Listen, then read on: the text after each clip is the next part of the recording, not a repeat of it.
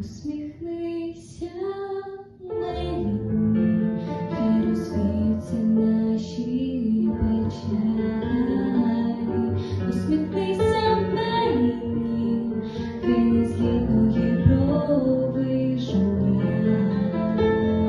І побачу лоша, що притягне заквічані далі, і високу живу, що п'є воду із плеса Дніпра.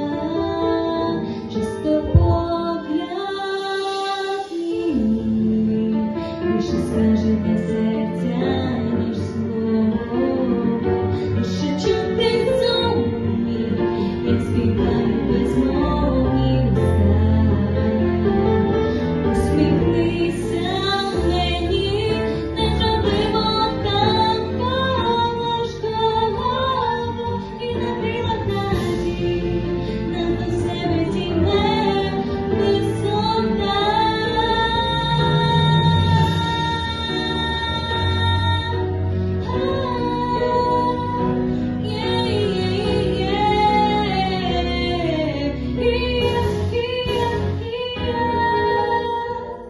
Що побачили ми, небогранець по-жовтому листі, а не першу весну, що любов'ю заквічує світ.